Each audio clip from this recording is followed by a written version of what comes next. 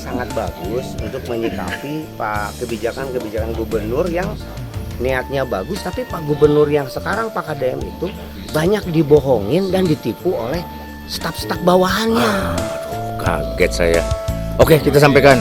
Atau Kandagan mungkin bisa langsung direspon saja Bapak atau mau dikumpulkan dulu? Oke, baik ya. Baik, selanjutnya saya ingin meminta kepada Kang Mamai ya. Beliau ini juga salah satu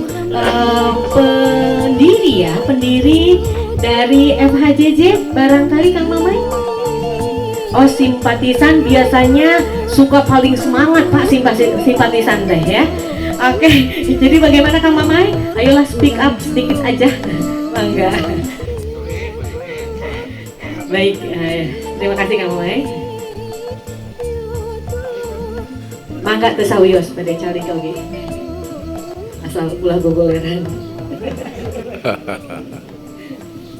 Assalamualaikum warahmatullahi wabarakatuh. Rupina kada abdi jelaskeun heula nyapanya bahwa kalau soal lingkungan hidup, upaya-upaya kepentingan untuk meningkatkan taraf orang miskin itu bagian dari kehidupan kami di keluarga.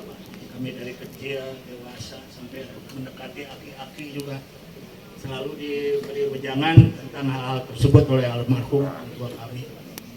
Saya kenal dengan Pak Eka sejak kuliah dulu. Jadi kalau soal ilmu edukasi tetek bengek saya jauh di bawah beliau.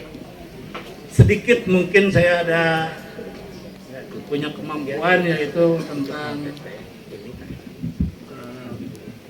urusan yang terkait dengan kegiatan di lapangan, karena dari kecil selalu dibawa oleh orang tua ya dalam mungkin masalah lingkungan hidup. Dulu mau penginten emut eneh Pak Eka ya Rakantang, atau masalah petani miskin, nelayan miskin, itu pun bagian yang selalu menjadi edukasi dari orang tua kepada kami. Nah, untuk hal ini Pak, saya juga sekali lagi karena saya tidak punya pendidikan yang formal yang terkait entah dengan lingkungan hidup maupun hal lainnya yang tadi disampaikan, berbagai macam pasal, berbagai macam undang-undang, saya nggak paham tentang itu. Tapi kalau saya melihat intinya ada beberapa hal ya, bahwa ada hal-hal mulia yang menyebabkan kita semua berkumpul di sini. Ini banyak tokoh-tokoh, banyak para petinggi pemerintahan yang hadir. Tentunya kedatangan itu untuk hal yang dianggap mulia ini, yaitu tentang lingkungan hidup. Kedua, ya tentang masalah sosial yang tadi dikhawatirkan bisa terjadinya clash sosial akibat ada kebijakan-kebijakan yang kurang mengena atau tidak sesuai dengan kondisi di lapangan. Nah, kalau saya boleh usul Pak Eka, harusnya Pak Eka dan rekan-rekan di sini ya, tokoh-tokoh semuanya yang ada di sini lebih besar hati. Ya, kita juga nggak bisa menyalahkan saja begitu saja kebijakan yang dikeluarkan oleh pemerintah, karena punten kalau saya pribadi melihat penanggung jawab atau yang punya otoritas di pemerintah saat ini pun banyak yang tidak memahami, sudah bukan orang yang tepat untuk posisi yang tepat, ilmunya pun belum cukup, pemahaman tentang kondisi di lapangan pun sangat minim. Nah, itu terbukti dengan adanya salah satu kawan kita yang ujung datangnya entah dari mana, tapi kemarin ini bisa diterima oleh Ketua DPR, dihadirkan menteri-menterinya, kita tahulah siapa orang itu ya, latar belakang dahulunya seperti apa. Masa kita kalah oleh orang seperti itu Pak? Ya, latar belakangnya nggak jelas, kemurnian dedikasinya untuk kepentingan negara dan rakyat kecil pun sangat diragukan. Ya, harusnya kita bisa lebih dari itu. Nah, saya hanya melihat kelemahan kita ini kurang agresif Pak Eka. Punten ya Pak Eka, tadi ada Pak Numan juga menyampaikan pemikiran-pemikiran almarhum orang tua kita semua ya. Tapi ada yang satu lupa, selalu diarahkan namun kudu gelut kurang gelut gitu. Ya, itu yang kiranya saya pikir perlu kita pertajam, bahwa beliau pun selalu ngomong bahwa sing menang laukna tapi ulah kiruh China. Itu untuk langkah awal, bahwa kita perlu berkomunikasi dengan pemerintah, dalam hal ini pihak-pihak yang punya kewenangan untuk mengeluarkan kebijakan. Nah, kita tentunya dengan cara itu. sing menang laukna ulah kiruh caina. Tapi kalau apapun yang kita awali dengan sopan santun nantinya tidak ditanggapi dengan hal yang baik ya seperti biasa Pak, kita mau selalu lihat kita jalankan kembali untuk kebaikan begitu Pak ya. Jadi kalau boleh usul Pak, mari kita datangi Pak. Yang di Jakarta kemarin dikunjungi oleh kawan yang entah datang dari mana terus dia bisa diterima, masa kita tidak? Lebih-lebih kita akan dilengkapi dengan teman-teman semua yang punya data konkret di lapangan dengan usulan-usulan yang real begitu ya. Ini saya lihat masalahnya mungkin pemerintah itu mengeluarkan kebijakan itu untuk program ketahanan pangan salah satunya ya. Kedua, membuka lapangan kerja bagi masyarakat miskin yang tidak punya sumber hidup. Tapi dengan cara sembarangan kan akhirnya tidak baik. Saya yakin kalau kita semua punya kesempatan untuk ketemu dengan beliau-beliau di Jakarta sana dan memaparkan dengan data-data yang tentunya sangat konkret seperti apa yang tadi pernah disampaikan. Kita bicara hutan pun belum tentu hutan tegakan. Supaya pengentasan kemiskinan dengan suatu kegiatan real bisa dilaksanakan. Kalau tadi bicara tentang kentang yang sayuran yang berbahaya kalau ditanam di lereng-lereng, masa sih kita semua nggak punya ide atau pemikiran pelakat iya teh jadi duit tapi teh ngerusak alamna. Saya yakin Pak Eka dan rekan-rekan punya kemampuan yang jauh lebih baik dari kawan yang satu itu yang kemarin ini sempat datang ke Jakarta, diterima terus jadi ngagalangsak di lapangan sangat habeuteng. Itu kira-kira Pak Eka jantan moal panjang abdi mah kita harus lebih berani karena kita punya tim di sini yang luar biasa memahami permasalahan secara teknis di lapangan dan punya usulan-usulan yang tentunya bisa menjadi program yang sebetulnya diharapkan untuk disampaikan pada mereka-mereka di Jakarta yang mungkin masih belum paham harus bagaimana seharusnya bertindak. Rupina sakitu ulati abdi. Assalamualaikum warahmatullahi wabarakatuh. Waalaikumsalam warahmatullahi wabarakatuh. Hatur nuhun Kang Mamay. Tadi sangat menyentuh sekali. Mengapa tidak kita informasi yang penting? Nanti selanjutnya Pak Ujang ya tokoh akan bisa. Mangga atau Pak Ujang dulu. Pak Ujang di haturanan Kapayun, mangga. Oh boleh, Bapak mangga. Saya. Mangga diperkenalkan Bapak dari ketokohan Jabar ya Pak ya, dipersilakan. Assalamualaikum warahmatullahi wabarakatuh. Waalaikumsalam. Bismillah, alhamdulillah, la haula wa la quwata illa billah. Pertama-tama saya menyampaikan terima kasih ke Pak Ketua Kang Eka Santosa yang telah mengundang. Kebetulan kami dari Forum Parlemen Jawa Barat sekaligus Kaukus Jawa Barat di bawah kepemimpinan Kang Eka. Sebenarnya Kang Eka saya ingin menyampaikan itu tadi di depan para pemangku kebijakan yang punya hak, ya kan, untuk melakukan eksekusi atas permasalahan yang ada.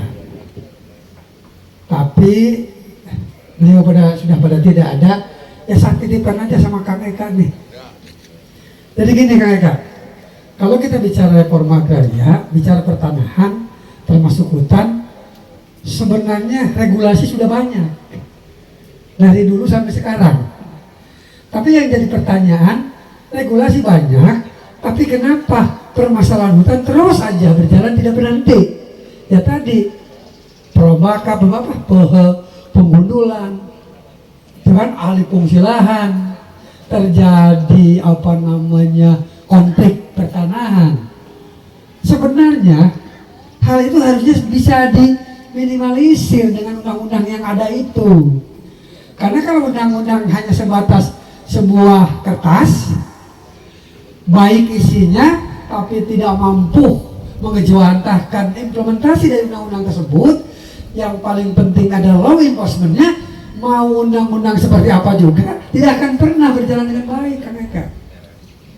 Saya yakin mungkin bisa dilihat dari mulai undang-undang tentang agraria dan lain-lain, semuanya kan tujuannya baik. Bagaimana ingin menata hutan, menata tanah segala macam. Tapi faktanya, contoh sedikit, hal yang sedikit mungkin selain hutan, masalah penguasaan tanah di Rempang, konflik kan tidak lepas juga dari peran pemerintah dan pengusaha. Nah kalau itu dibiarkan, undang-undang itu hanya sebuah stempel, hanya sebuah sertifikat, tapi tidak ada law enforcement, sengaja bohong. Tadi Kang Eka udah menyampaikan kepada Kabinda, inilah bukti kerusakan. Mungkin kan mereka juga sudah tahu sebelumnya juga. Kenapa mereka tidak melakukan? Ini yang harus dijelaskan. Jadi kalau tadi Kang Mamai, nama orang bila perlu gebrak we, serang we. Kita kan sebagai rakyat hanya sebatas menyerang, melakukan opini dan lain-lain, demo dan lain-lain. Selama pemerintahnya tidak punya keinginan sama dengan kita untuk melakukan sebuah tindakan law enforcement terhadap undang-undang yang ada, bila perlu undang-undangnya ditingkatkan masalah sanksinya. Ini kan sanksinya juga paling tipiring, betul nggak? Hanya sanksi-sanksi yang ringan. Padahal bicara hutan, bicara penataan tanah, hutan dan lain kan tidak lepas dari lingkungan. Kalau lingkungan rusak, karena apa? Ya mungkin hutannya yang dibobol, yang digundul, yang lain-lain, tanahnya udah dari harusnya tadi resapan air, serapan dan lain-lain, dirubah alih fungsi, terjadi bencana. Padahal resiko bencana dengan biayanya lebih mahal. Ini yang harus diperhatikan. Selama itu yakin tadi ada dari Kabinda, ada dari Polda, dari mana-mana, itu tidak lakukan, tidak ada penegasan, tidak ada kekuatan hukum yang kuat untuk menindak siapapun orangnya. Kalau kata Pak Prabowo sekarang ini Kang Eka, tidak ada yang untouchable sekarang katanya. Kenapa tidak dilakukan terhadap masalah ini perambahan hutan, masalah fungsi lahan? Di situ harus jadi masukan juga ke pemerintah. Kalau kita bicara tidak ada yang untouchable, lakukan. Karena di depan mata yang merusak hutan, yang melakukan alih fungsi lahan. Itu Kang Eka. Intinya kalau itu dilakukan, insya Allah saya yakin penangguhan ini akan terus berlanjut dan akan menjadi momentum yang kuat bahwa kita memang peduli untuk kepentingan tanah, hutan, dan lingkungan kita agar kita terbebas dari malapetaka yang besar karena kerusakan lingkungan. Dibiarkan saja, undang-undang itu sudah jelas kok. Mungkin demikian Pak Kang Eka, hanya sedikit saja pesannya, mudah-mudahan bisa menjadi masukan kepada pemerintah. Law enforcement yang paling penting di segalanya. Terima kasih. Assalamualaikum warahmatullahi wabarakatuh. Waalaikumsalam warahmatullahi wabarakatuh. Terima kasih Pak Ujang ya menyampaikan kegelisahan beliau terkait antara peraturan dan pelaksanaan teh pecah kongsi gitu ya Pak ya. Nah itu yang menjadi kegelisahan kita bersama. Nah, ya gitu Pak Eta. Ini ada sedikit cerita. Dulu waktu saya dulu sempat di Walhi. Waktu zaman saya di Walhi. Oh ya, nama saya Dadang Hermawan, biasa dipanggil Mang Utun. Background saya dulu saya di Walhi, saya pernah jadi ketua FK3I Jawa Barat, konservasi. Saya juga di kebudayaan.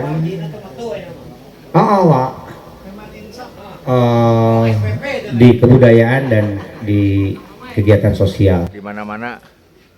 Zaman dulu saya dengan SPP itu berantem waktu saya di Walhi. Sampai beberapa kali ada bentrok fisik. Jadi memang ini yang agak sulit untuk didiskusikan duduk bersama antara SPP dengan kita di depan lembaga pemerintah. Karena kan ini dia sendiri, orang sendiri kan gitu Pak Eka. Dia punya klaim undang-undang, kita pun punya klaim undang-undang. Yang terjadi ada konflik horizontal di bawah. Mudah-mudahan dari FHJ ini bisa jadi inisiator mempertemukan kedua belah pihak.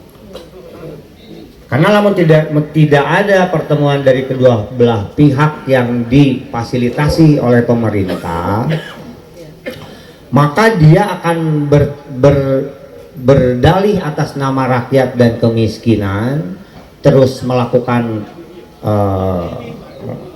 deforestasi ataupun perambahan, dan kita atas nama kemanusiaan pun ingin menyelamatkan hutan. Nah hari ini teman-teman di lembaga yang tadi saya sebutkan, malahan SPPT jadi anggota Walhi, Pak Eka ini jadi liur. Ini yang menjadi diskusi kami di internal. Apa alasannya? Jadi ini ada koreksi sampai di internal saya keluar dari beberapa grup Walhi.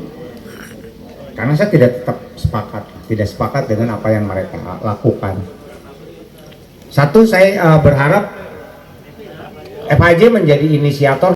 Datang ratusan, jadi legitimasinya ratusan jelema datang ke dewan dan semua mengeluh, kami miskin, kami butuh ruang. Dan di situ saya hadir dan saya kecewa. Nah, Pak Ono, Bapak Eta gitunya memfasilitasi orang anu jajan sih ngaramah sih Kang. Ya tapi data rakyat orang euy.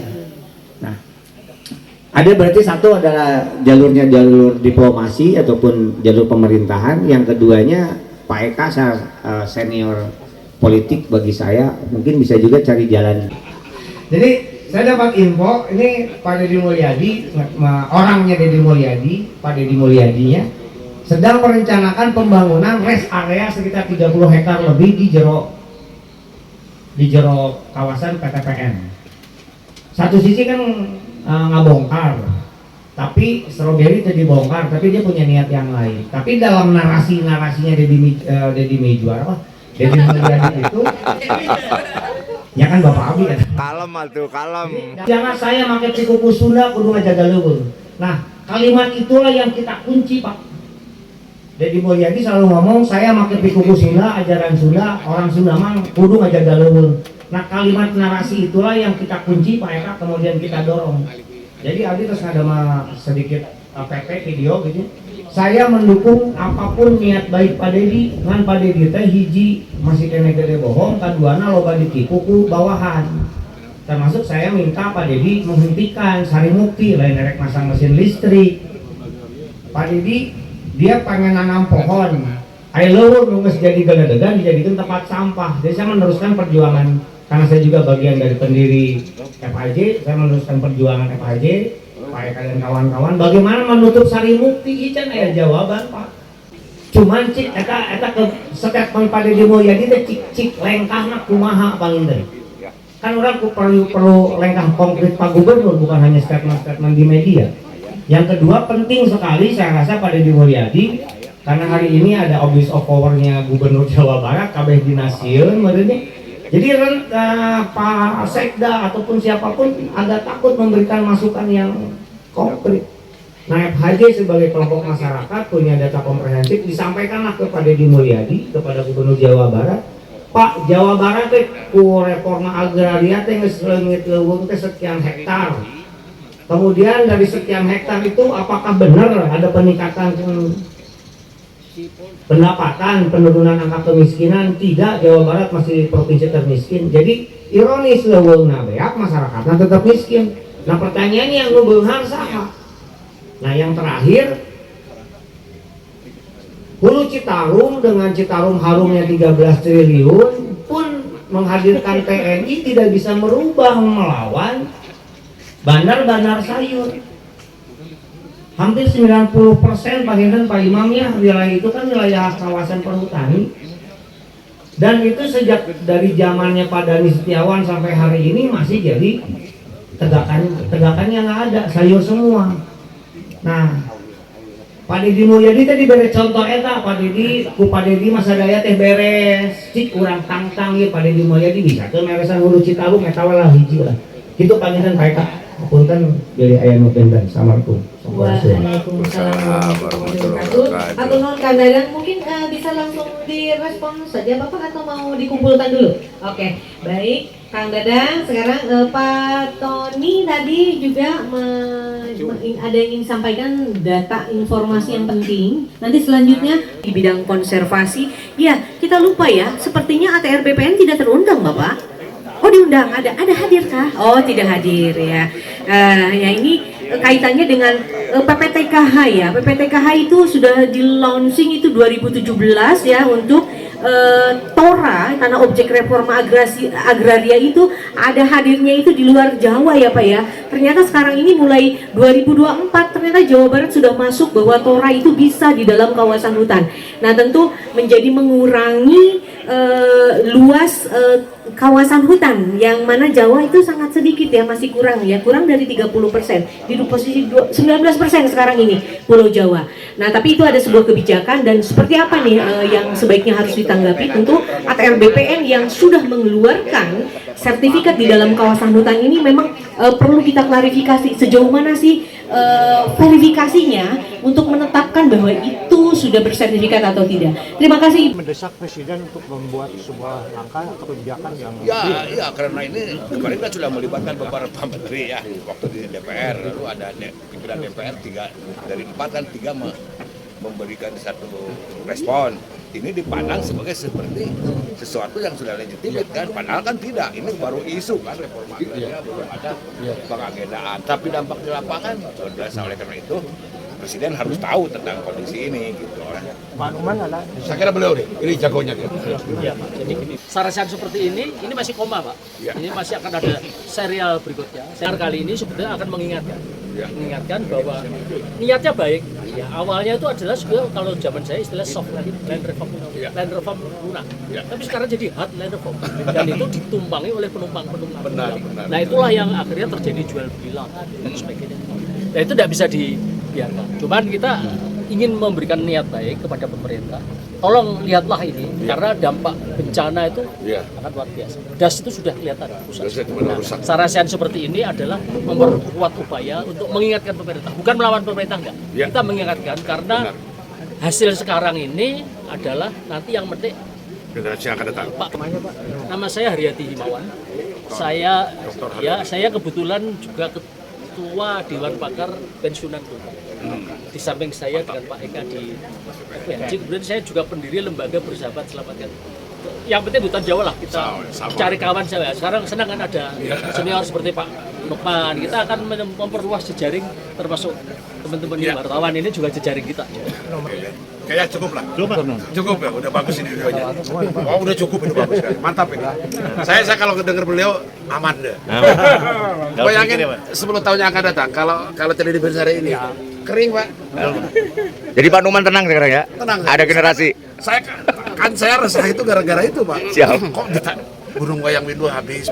Kalau nggak ada moral power kayak Ya. gini, kami Satu teman saya Kang Acil almarhum. Kalau ada Kang Acil, Masya Allah. itu budayawan ini. Masya Allah. Acil. Alhamdulillah. Memasuki acara utama. Si biasa kan ya kasus. Dorong foto dia, we. Ah, kalau me. Pang masukin opatannya. Ah, ya pang utuh na tuh, manya.